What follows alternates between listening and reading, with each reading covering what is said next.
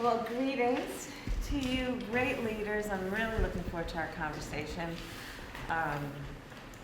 Obviously, this is Pride Month, but this is a conversation that should happen every day of the week, all year round. And it is a conversation we will continue to have every day of the week, all year round. So I want to thank you and welcome you for being here. My pronouns are she and her.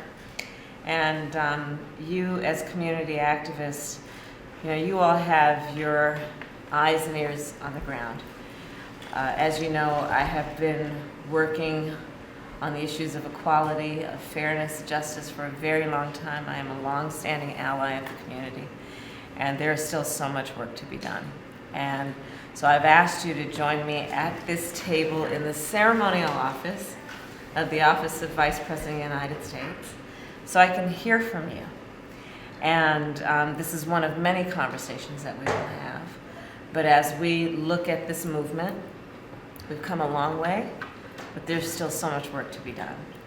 We know that we have the Equality Act that we need to get passed. We know the issue in terms of the experiences our transgender youth are having around the country. We know, and I can go on and on down the list, that we still don't have full rights when it comes to employment, housing, things of that nature. So there's a lot of work to be done. And the President and I are very committed to always standing as allies, but as part of this movement.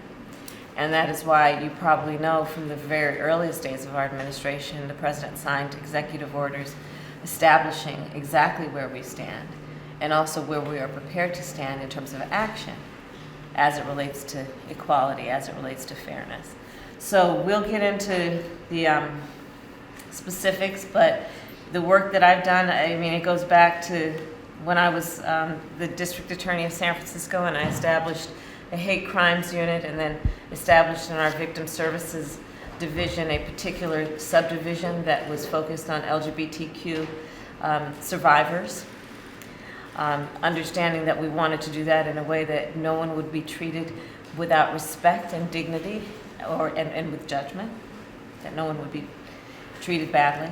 As you probably know, when I was District Attorney of San Francisco, I created and then hosted the first trans-panic defense training, which was to train prosecutors around the country on how to defeat the trans-panic defense. It was born out of a tragic case of Gwen Arahu, but cases of Matthew Shepard around the country. And so that is some of the work. I was very honored to be asked when I was Attorney General after I refused to defend Proposition 8 to perform the first marriage, which I did at San Francisco City Hall. It was a beautiful day. And I could go on and on, but I say all that to say that this work is about a continuum. You all are on the ground doing it.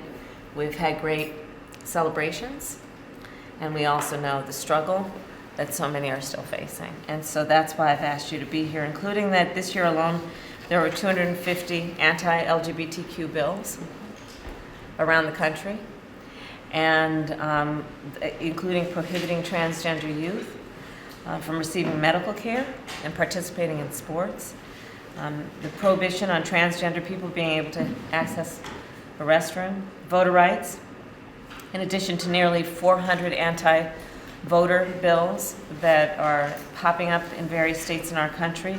Many of them would also undermine the ability of LGBTQ people of color, people with disabilities, of meaningful access to voting and to the polls.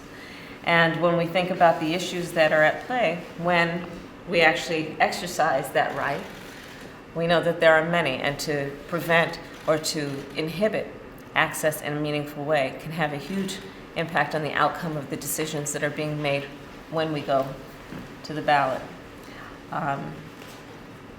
Our administration, not only did the President sign the executive order, but as an expression of the action that we have taken and are going to take continuously, within a week the President repealed the ban on transgender people serving in our military, as you all know. Our education department has extended protections to transgender youth, undoing some of the unfair, to say the least, procedures and policy perspectives of the last head of the Department of Education. Our Veterans Affairs Department will now cover gender confirmation surgeries, and we will continue to call on the Senate to pass the Equality Act. So this is just some of the work that we have done, and there is no doubt that there is so much more to do. But again, I welcome you all. I look forward to our discussion. I thank you for your leadership. I thank you for your courage.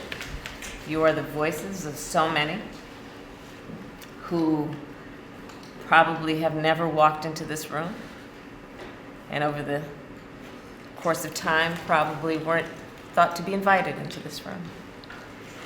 But this is an important conversation that we're going to have today, as one of many conversations we have as we fight for equality and fairness for all people. So with that, I thank you all for being here. Okay, thank you. Thank you.